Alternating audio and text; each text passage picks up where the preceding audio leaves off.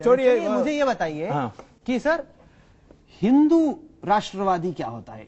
Hindu nationalist मतलब आप बोलिए कि मैं नेशनलिस्ट हूं, मैं पेट्रियट हूं, मैं इंडियन नेशनलिस्ट हूं, ये कहने की जरूरत पड़ी है मोदी को कि मैं एक हिंदू नेशनलिस्ट हूं।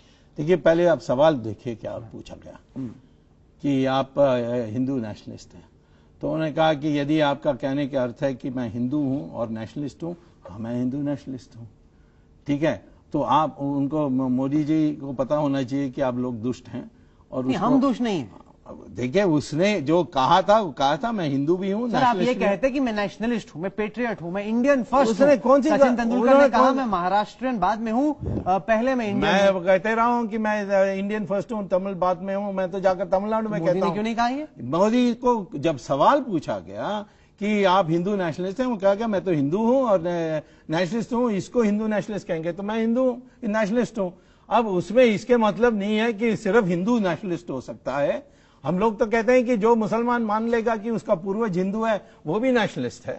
हम तो उनको अपनाने के लिए तैयार हैं। और मुसलमान के बारे में आपको बताना चाहता हूं कि आज शिया बिल्कुल हमारे साथ है, एनडीए के साथ है, और भी अन्य हैं, अहमदी हैं, बरेलवी मुस्लिम है। तो आप मुस्लिम में मत कहिए, मुस्लिम में आज डिवीजन आ गई। सर आप चाहेंगे कि डिवीजन आ जाए, लेकिन जो आप बात कह रहे हैं उसकी कहीं पे कोई प्रमाण नहीं है उसके। वो देखेंगे आप रिजल्ट में। आप चाहेंगे? मैं कहता हूँ कहाँ प्रमाण देख सकते हैं। गुजरात में लोकल बॉडीज इलेक्शन में देखें, क्या है विकल्प क्या है? अगर नहीं जिताया तो वहां पे सड़क कैसे बनेगी, बिजली? वही होने वाला है। में वोट पड़े और उत्तर प्रदेश में पड़े, बिहार में पड़े, बहुत फर्क है सुब्रमण्यम स्वामी जी। मैं कह रहा हूं वही होने वाला है कि विकल्प एनडीए का कोई नहीं होने वाला है। ऐसी हवा बनेगी इस इलेक्शन में। चलिए, हवा और हिंदू हिंदू में जब फीलिंग आएगा कि ये हमारे लिए रक्षा कर सकते हैं, ये कांग्रेस हमें बर्बाद करेगी, ये पाकिस्तान को हवाला कर देगी, ऐसी प्रोपेगेंडा तो आपकी स्ट्रेटेजी ये है कि हिंदू वोट बैंक एक हो जाए, मुस्लिम वोट बैंक बढ़ जाए और उसी में सुब्रमण्यम स्वामी और नरेंद्र मोदी गाड़ी में सवार होकर कौन पीछे कौन, ये अभी तय नहीं। नरेंद्र मोदी के बारे में नहीं अभी जानता हूं कि उनके दिमाग में क्या है। इस सवाल पर मेरी यह ओपिनियन है, हिंदू को इकट्ठा करो, मुसलमान को डिवाइड करो।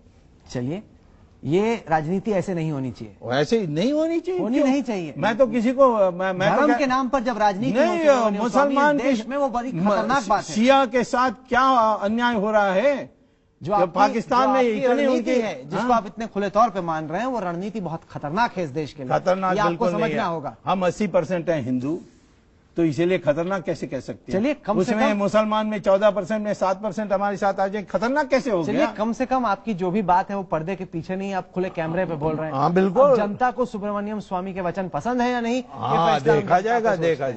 चलिए, आप तो लगता है कुश्ती के लिए इस दंगल में तैयार हो। सुब्रमण्यम स्वामी, सीधी बात के लिए वक्त निकालने के लिए आपका बहुत बहुत शुक्रिया। तो ये थी